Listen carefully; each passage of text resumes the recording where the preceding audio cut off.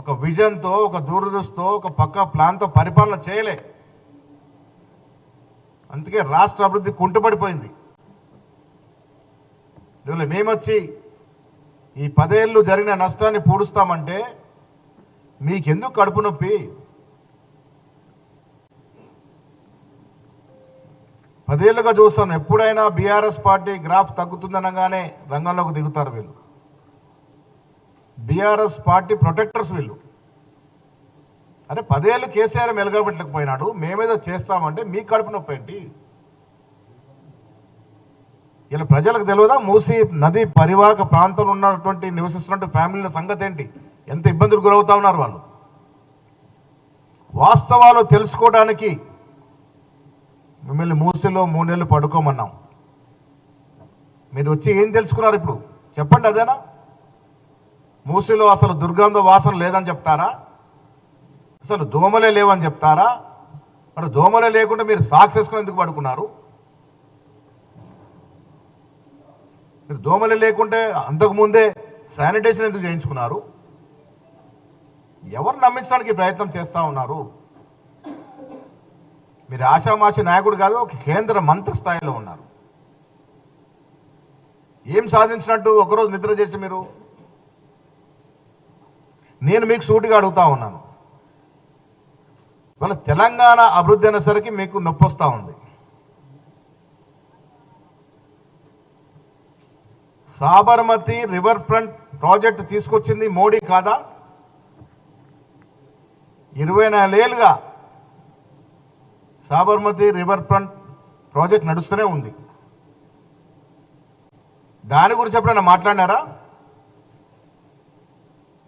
మరి సాబర్మతి రివర్ ఫ్రంట్కి ఒక న్యాయము, మూసీ ప్రక్షాళన చేద్దామంటే దానికి ఒక న్యాయం ఏంటి? సాబర్మతి ప్రాజెక్ట్ ఇంత దుర్గంధం ఉండదు, అయినా మీరు ప్రాజెక్ట్ టేకప్ చేశారు. 20 ఏళ్ళుగా సాగుతూ ఉంది. దాదాపు 25 కిలోమీటర్ల ప్రాజెక్ట్ టేకప్ చేశారు. దాదాపు 13,000 మంది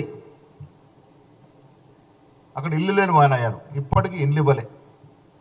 మా ప్రభుత్వము బీదవారు కట్టుబడి ఉంది కాబట్టి మూసీ నది పరివాహక ప్రాంతం కానీ ఆ చుట్టుపక్కల వారు ఎవరైనా నిరస్త్రాయులు అయితే వారికి డబుల్ బెడ్రూమ్ ఇచ్చి ఆదుకుంటాము. ఏ ఒక్కడి కూడా ఇల్లు లేని వాడిగా చూడలేమనే మాట మా ప్రభుత్వం చెప్తా ఉంది. ఎవ్వరు నిరాశ్రయులైనా వారికి రిహాబిలిటీ చేస్తూ ఉన్నాము, డబుల్ బెడ్రూమ్ ఇల్లు ఇస్తూ ఉన్నాము, వారికి సరిపడా డబ్బులు ఇస్తూ ఉన్నాము, వారి పిల్లలకు విద్యా అవకాశాలు ఇస్తూ ఉన్నాము.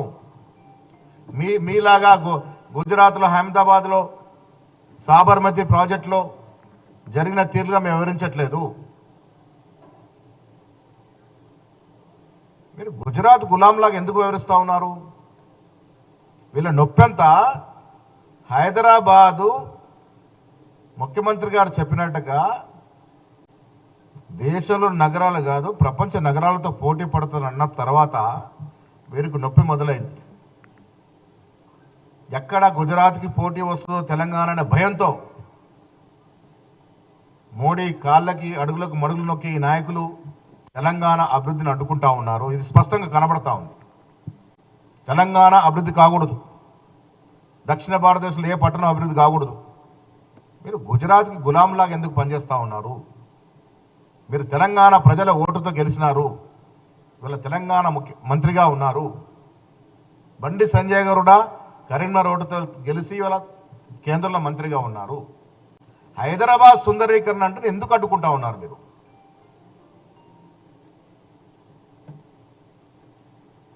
మాకు స్పష్టత ఉన్నది. మూసీ రివర్ ఫ్రంట్ ప్రక్షాళన విషయంలో మాకు స్పష్టత ఉన్నది. మూసీ ఇరువైపులా హైదరాబాద్కు చెందిన 40% జనాభా ఉన్నారు. మూసీ నది ఒక హైదరాబాద్ కాదు, రంగారెడ్డి జిల్లా, హైదరాబాద్ జిల్లా, నల్గొండ జిల్లాకు సంబంధించినటువంటి నది. మీరు హైదరాబాద్ నుండి రంగారెడ్డి కలుపుకొని నల్గొండ వరకు మూసీ నదిలో నడిచి చూడండి, మీకు వాస్తవాలు తెలుస్తాయి. అప్పుడు కానీ అర్థమవుతుంది మీకు మూసీ ప్రక్షాళన ఎందుకు జరగాలనేది. ఇలా ప్రపంచ క్లైమేట్ సంస్థలు చెప్తా ఉన్నాయి వచ్చే రోజుల్లో ఎలాంటి ప్రళయమైనా రావచ్చు ఈ ప్రపంచంలో. ఎంత పెద్ద నగరాలు